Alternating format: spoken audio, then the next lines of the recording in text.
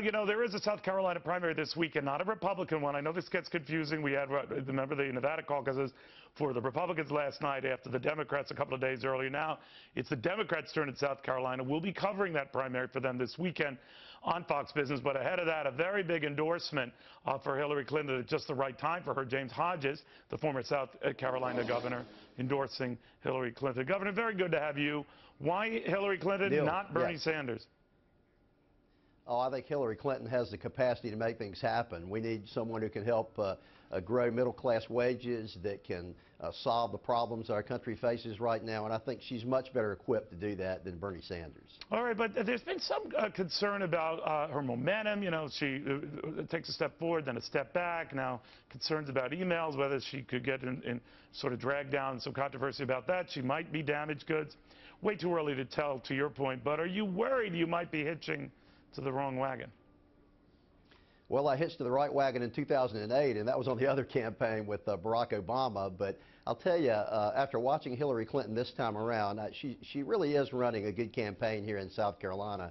And you mentioned momentum is very important. Yeah. And I think she does have the momentum now. And most importantly for a Democratic candidate, Neil, the demographics favor her here in South Carolina. She should do very well Saturday. She does well with older voters, with African-American voters.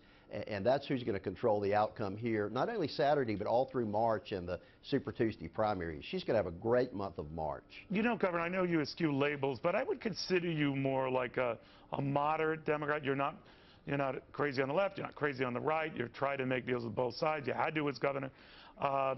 The rap against Hillary Clinton, again, fairly or not, is that to counter the Bernie Sanders surge, she has moved sharply to the left, even rejecting the trade policies her husband brought about.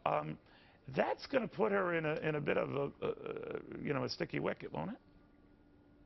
Well, yeah, you're right. I'm a flaming moderate, if there's such a term. Honestly, I think that her policies on issues like wage growth, on investments in education, those are all good, strong policies that I think centrist voters can support. And frankly, when you compare her to Bernie Sanders and the things that he stands for, I think moderate voters find much more to like with Hillary Clinton.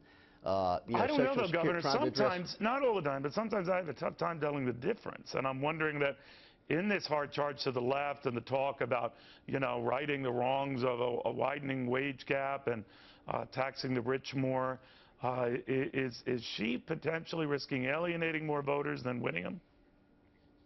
Neil, I don't think so. I mean, look at her policies on investments in higher education, for example. Much more centrist and much more sensible, I think, than Bernie Sanders.